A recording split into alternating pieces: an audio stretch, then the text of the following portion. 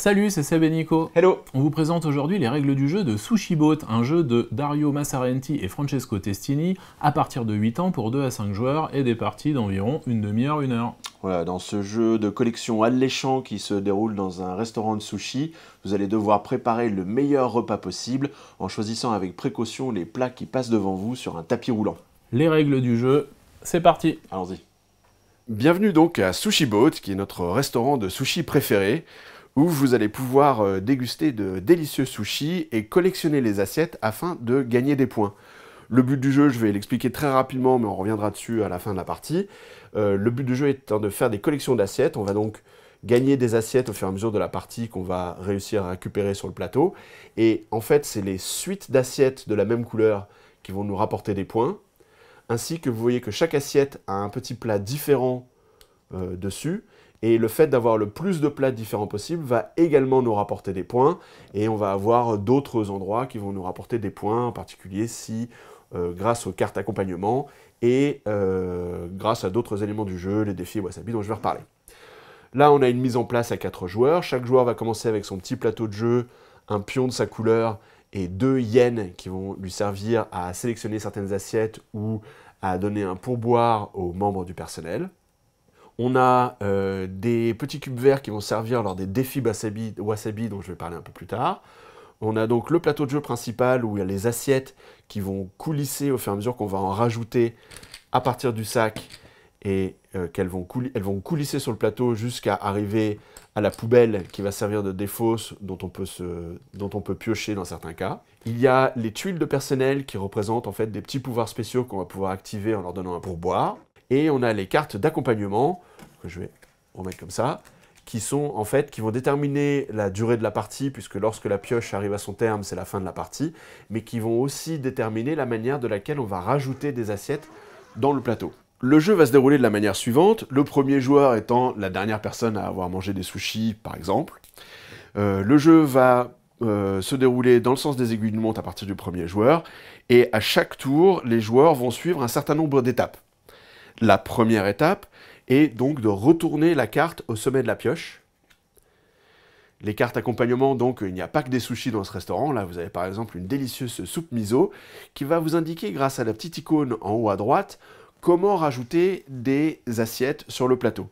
Alors, dans ce cas-là, la petite flèche verte signifie que on va continuer à rajouter des assiettes sur le tapis roulant jusqu'à ce qu'il soit plein, sans laisser tomber aucune assiette dans la poubelle. Là, pour l'instant, ce n'est pas possible puisque la première assiette viendrait directement dans la poubelle. Mais pour illustrer l'exemple, si j'avais par exemple un trou là où il n'y a pas d'assiette, parce qu'un joueur l'a déjà prise, on va rajouter des assiettes à partir du sac, à partir de la flèche verte, en poussant les autres assiettes jusqu'à ce que toutes les cases soient remplies. Si on avait eu une autre carte, là on a des gyoza qui eux aussi ont une petite flèche verte, mais ensuite on va par exemple à une autre carte gyoza, mais cette fois-ci avec une petite poubelle rouge. Ça signifie qu'on va continuer à ajouter des assiettes sur le tapis jusqu'à ce qu'une assiette tombe dans la poubelle. En l'occurrence, si je rajoute une assiette ici, je vais pousser toutes les assiettes, et celle-ci étant sur la poubelle rouge, va être rajoutée à la poubelle. Deuxième étape, on va décider donc de s'installer à un des tabourets qui va nous permettre d'acquérir l'assiette qui est en face. Là, donc, si j'étais le joueur vert, donc le premier joueur, je vais pouvoir me mettre sur un des tabourets, c'est-à-dire une des petites pastilles vertes indiquées sur le plateau. Vous remarquerez que certains de ces emplacements ne sont disponibles qu'à partir de 4 joueurs, et d'autres sont disponibles quel que soit le nombre de joueurs. Et vont donner accès à l'assiette. Celle-ci, par exemple, est intéressante parce qu'elle donne le choix entre 2 assiettes. Celle-ci aussi donne le choix entre 2 assiettes. Et donc, on va pouvoir choisir un des tabourets. Là, on est à 4 joueurs, donc je vais me mettre là, par exemple, pour avoir le choix entre ces 2 assiettes. Et normalement, à la fin du tour, ça va me permettre de manger une de ces 2 assiettes de sushi. Avant cela, néanmoins, la troisième étape, c'est que si on le souhaite, on peut effectuer une action. Il y a plusieurs actions optionnelles au choix. D'une part, on peut décider de parler au personnel, c'est-à-dire de leur donner un pourboire. Alors là, je ne suis pas au bon endroit. Si j'avais été là, par exemple, j'aurais pu payer 1 yen de mon plateau, qui irait donc à Sakura, le cuisinier, pour accomplir son action spéciale. Là, en l'occurrence, c'est-à-dire de prendre un cube de wasabi qui va me servir de point de victoire à la fin de la partie. Une autre option, c'est qu'on peut acheter avec 1 yen, donc là il m'en reste un, ça tombe bien, pour acheter 1 yen, la carte qui est en haut de la défausse de la pioche accompagnement. Donc là, ça me permet d'acheter le gyoza et de le prendre en main. Et cette carte en particulier, donc chaque carte a un petit effet différent. Là, en l'occurrence, le gyoza va me rajouter 1 point de victoire à la fin de la partie si je la joue. On a le droit de jouer des cartes accompagnement à n'importe quel moment de son tour. On n'est pas obligé de les jouer. On peut en garder 2 en main à tout moment. Mais là, je vais décider tout simplement de la jouer et je la mets à côté de mon plateau. Le fait d'avoir joué des cartes accompagnement va de plus, si c'est moi qui en ai joué le plus ou si c'est moi qui ai joué en la deuxième quantité de cartes, ça va me rajouter des points. La dernière option, là j'ai fait les 3 mêmes dans le tour, mais il faut en choisir une. La dernière option, c'est si je n'ai pas d'argent, au lieu de faire une action optionnelle, je peux tout simplement prendre 1 yen à la banque et donc me refaire un petit peu pour le prochain tour. La 4e et dernière étape de mon tour, c'est que je vais manger un sushi qui va en général correspondre à celui qui est en face de moi. Donc je vais le prendre et le rajouter sur mon plateau. Il y a certaines cartes accompagnement ou certaines actions du personnel qui vont me permettre de choisir une autre assiette que celle qui est juste en face de moi. Mais là, pour l'instant, je vais décider de manger celle-là et qui donc va venir se rajouter à celle que j'ai déjà mangée. On va les empiler petit à petit au fur et à mesure de la partie. Et c'est cette pile d'assiettes qui, à la fin de la partie, va permettre de déterminer le nombre de points que j'ai marqués.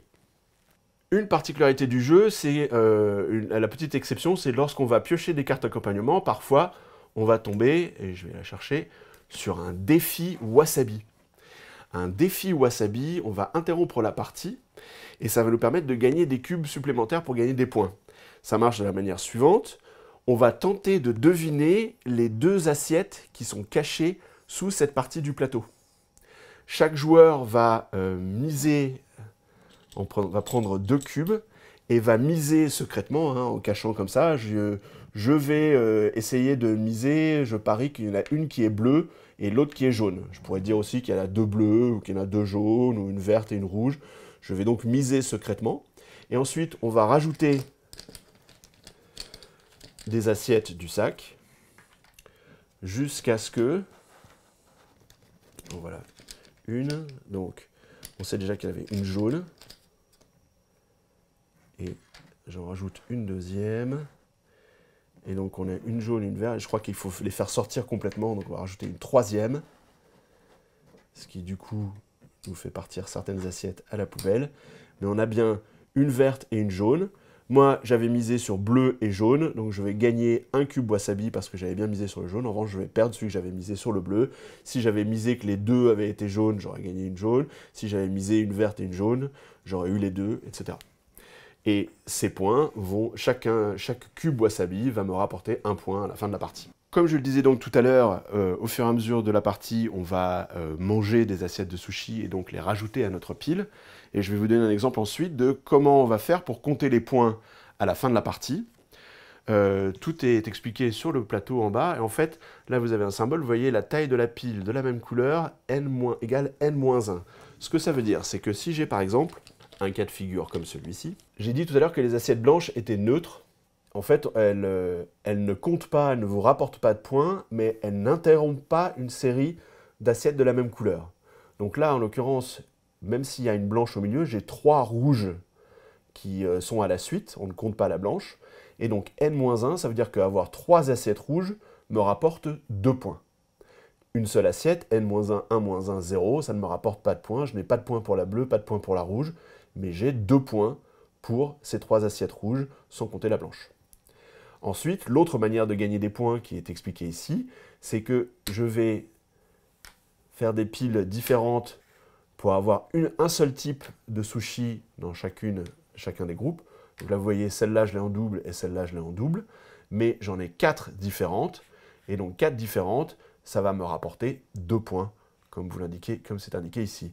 Les 2 points pour la pile d'assiettes, plus les 2 points, plus, là en l'occurrence c'est moi qui ai le plus d'accompagnement, donc je vais gagner 5 points, ça fait 2 plus 2, 4 plus 5, 9.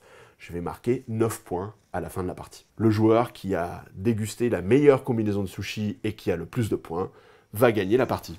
Voilà, c'était les règles du jeu Sushi Boat, un jeu de Dario Massarenti et Francesco Testini, à partir de 8 ans pour 2 à 5 joueurs et des parties d'environ une demi-heure, 1 heure. Voilà, le jeu est disponible dès maintenant dans votre boutique favorite ou sur notre site à wiwiwi.dompanygames.com. N'hésitez pas à nous rejoindre sur les réseaux sociaux. À bientôt! Ciao!